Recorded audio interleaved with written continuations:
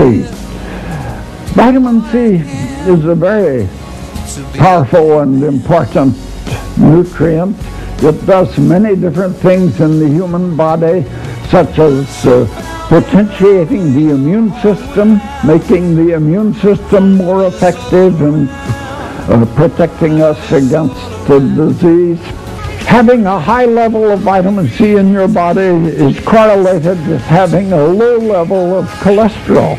And taking extra vitamin C decreases the cholesterol in persons who have too high a cholesterol level. It helps to stabilize the concentrations of cholesterol in the body at the right levels. I'm so glad that we now have this alkaline vitamin C, because it is very much different from the previous vitamin C that we have, which is ascorbic acid. Firstly, because it is alkaline, therefore it is very friendly to our stomach. So kahit na po gutom, pwede po nating kainin ito na hindi po sasakit ang ating sikmura. Then it is all 100% natural. Okay, it dissolves in any liquid. It is 98% absorbed by the body. It stays longer in the body and therefore very effective as an antioxidant. As a pediatrician, I always give antioxidants to my patients, knowing that these children have very low immune system to fight against diseases. So most often they come to me with infections, and this is where I give them our Ultima C. So for those who cannot take in the capsule, I just ask the mother to open the capsule. Total, napakadali naman po itong dissolve, kahit na po sa juice, kahit na po sa gatas, kahit na po sa tubig, kayang-kaya po ng mga bata. And of course, true enough, I already have testimonials that our Ultima C is really very effective in the treatment and in the prevention of diseases. Also, I recommend everyone to take antioxidants. Bakit po? Kasi po, pag sinabi natin antioxidant, ang ibig sabihin po nun anti-kalawang. Sabi nga ng Mr. ko, malaking tulong talaga sa amin ang Ultima C ng uno. Kasi talagang nung nag-start pa kami ng negosyo, talagang lagi kaming puyat. Kumbaga, talagang malaki yung pinayat ko. Marami nga nagsasabi bakit ganun yung katawan ko. Kaya ang ginawa ko noon, nag-take ako noon ng mga vitamins pero wala pa rin. Pero nung sinubukan namin itong Ultima C, talagang maganda talaga naging epekto. Kasi talagang ginaganahan akong kumain, ganun. Tapos yung kahit 3 oras lang yung tulog namin, talagang paggising ko, energized uli. Maganda talagang Ultima C. As we age, the production of these antioxidants decreases. So, pag po kulang tayo sa antioxidants, lalabas na po yung mga sakit ng katandaan. Ano po ba yon? So, mga kalawang po sa katawan. Kamukha po ng rheuma, diabetes, alta presyon, at of course po, yung kinatatakutan natin, cancer.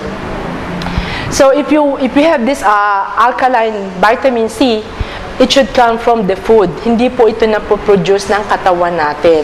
So, it should come from outside food.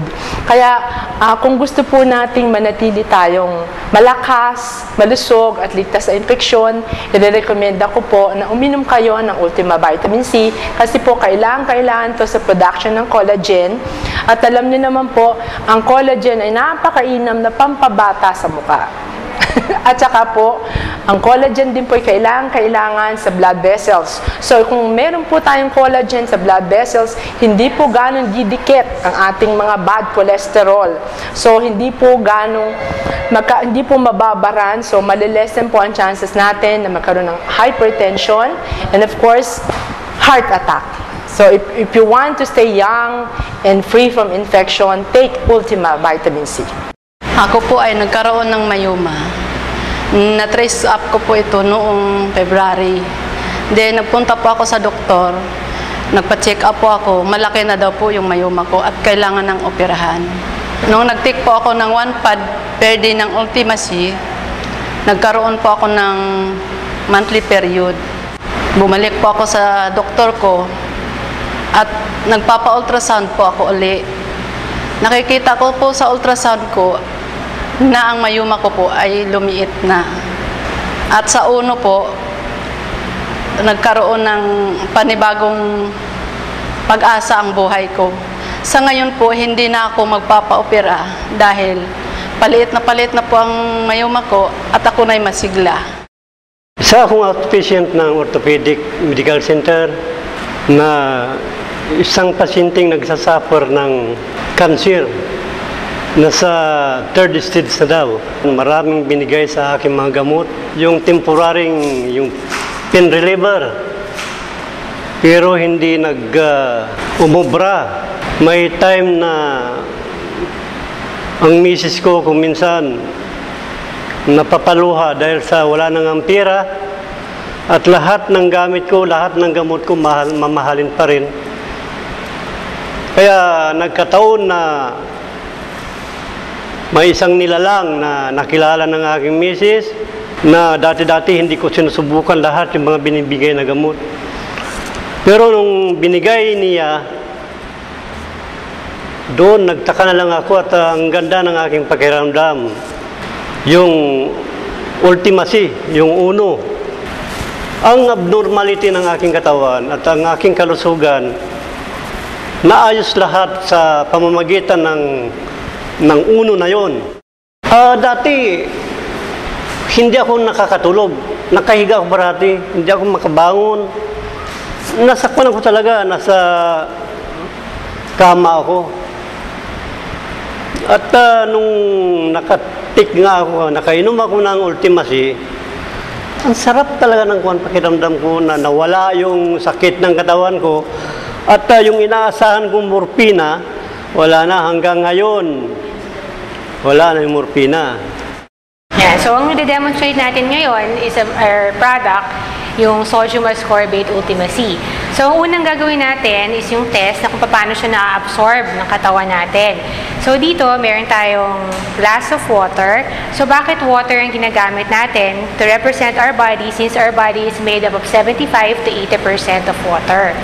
So, compared with the ascorbic acid na madalas nating naririnig, yun, 25% lang na-absorb sa katawan natin. Pero itong sodium ascorbate, makikita natin, 95 to 98% na-absorb. So, tingnan natin kung paano nangyayari yon.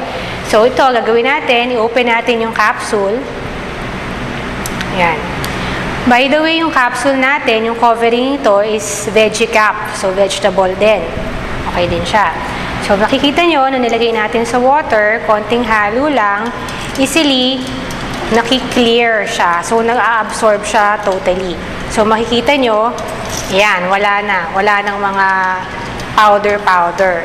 Yung another test naman natin, second, ito sa second glass of water, meron tayo ditong beta